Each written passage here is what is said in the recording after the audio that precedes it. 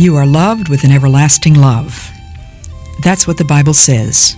And underneath are the everlasting arms. The first time I was widowed, I received bags of mail from people trying to comfort me, telling me they were praying for me, telling me how shocked they had been to hear of my husband's death. He was 28 years old. I was 29.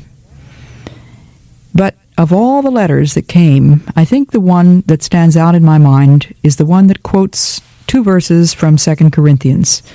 And those are the verses that I have most often given to other widows when I've had opportunity to try to comfort them. This is what Paul says to the Corinthian church. Our troubles are slight and short-lived, and their outcome an eternal glory which outweighs them far. Meanwhile, our eyes are fixed, not on the things that are seen, but on the things that are unseen. For what is seen passes away. What is unseen is eternal. And I pondered those words over and over again. Our troubles are slight and short-lived. Would you say that to a widow? Your troubles are slight? Well, that's probably not the first thing that you would think of saying, and if you did think of it, you'd probably keep your mouth shut. Because to one who has just been bereaved, their troubles seem enormous, life-changing. And on that scale of traumas or stress factors, I think losing a loved one is at the very top. So our troubles do not seem slight and short-lived at the time, but remember who's writing this. It's not a man who knew nothing about suffering. The Apostle Paul had been through a lot.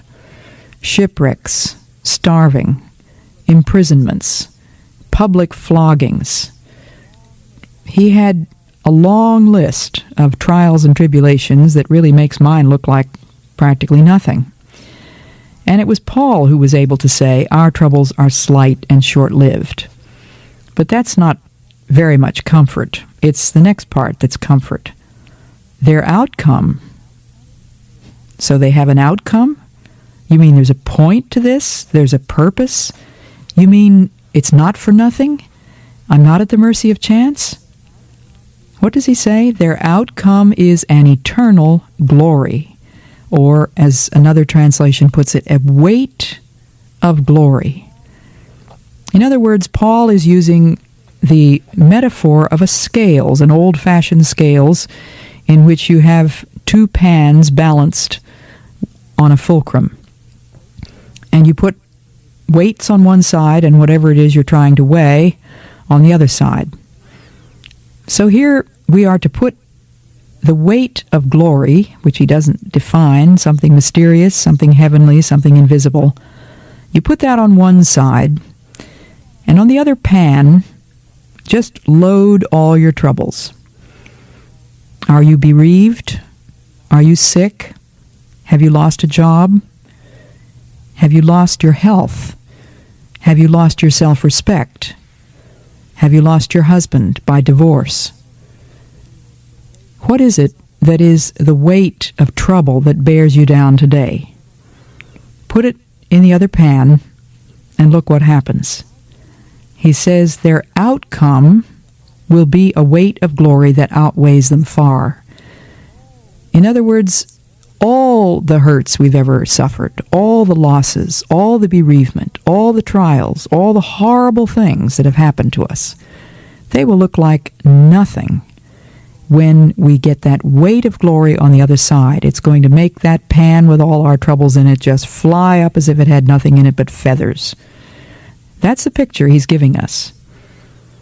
There's going to be an eternal weight of glory. And it says that these troubles are actually working for us an eternal weight of glory.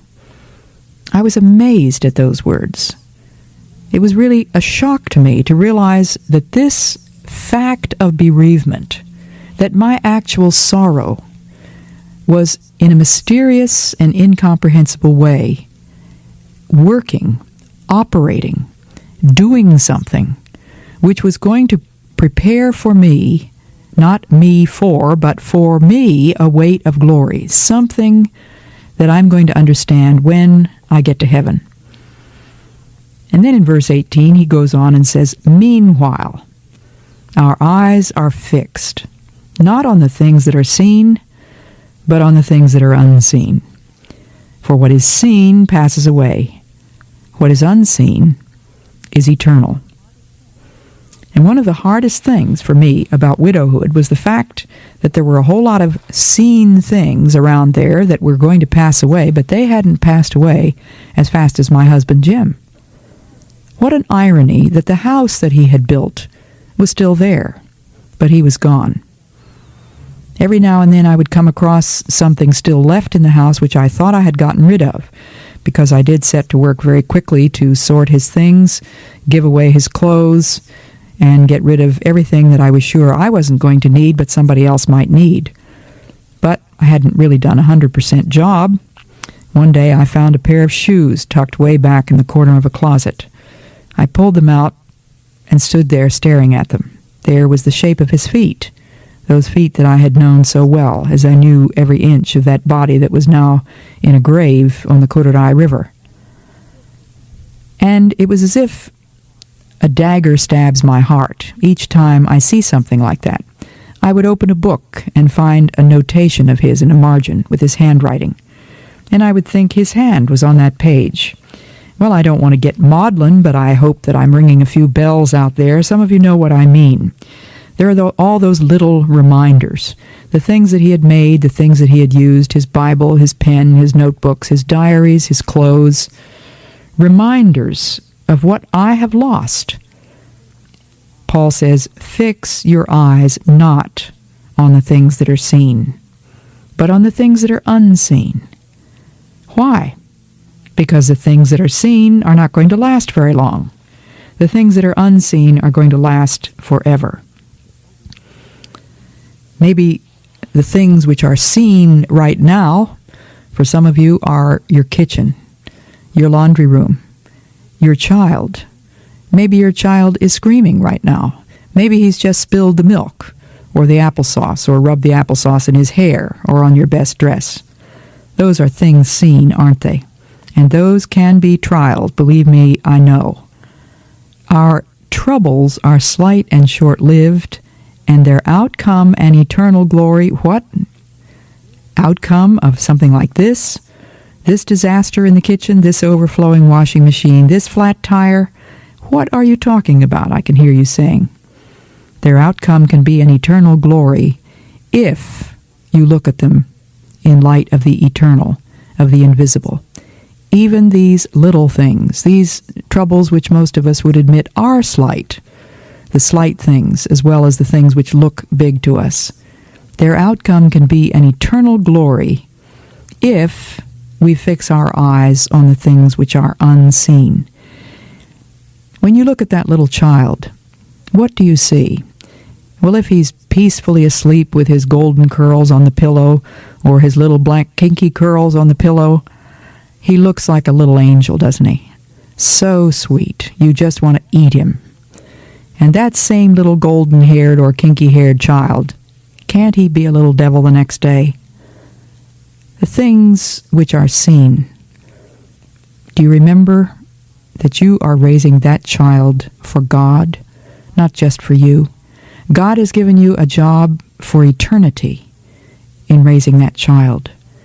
And there will be, if you offer up to him all the sufferings that that child causes, all the little troubles, all the anger, all the impatience, if you will offer it up to God, there will be a weight of glory.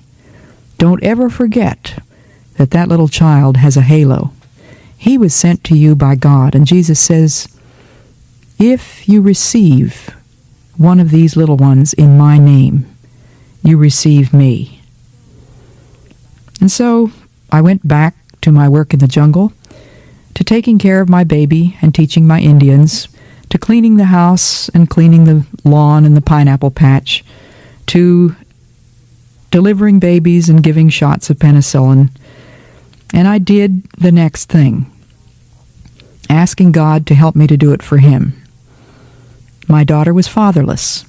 I had to be a single parent. I've had people say to me, "How could you be both mother and father to your daughter?" My answer was, I couldn't. God had taken her father. I had to be her mother. Do the next thing. And do it remembering that if that thing is offered to God, it can be transformed into something eternal. It will contribute to that weight of glory, which is going to far outweigh the worst troubles that you have ever experienced here in this life. And one of the things which God seemed to be saying to me was, write a biography. I suddenly realized that I had a treasure trove in Jim's diaries. And I had said to Jim a few months before he died, "You know, this is good stuff. One of these days I might write your biography." And so there was a seed planted in my mind, maybe I would do that. And when he died, I thought, could that be the next thing with all I've got to do? Well, Lord, you're going to have to help me, just as he had to help me with all the other things that I had to do on that station. But I offered them to him. I said, "Lord, it's your work. I'm your servant. It's your glory that I'm aiming for. Help me." That was Gateway to Joy 100, A Weight of Glory.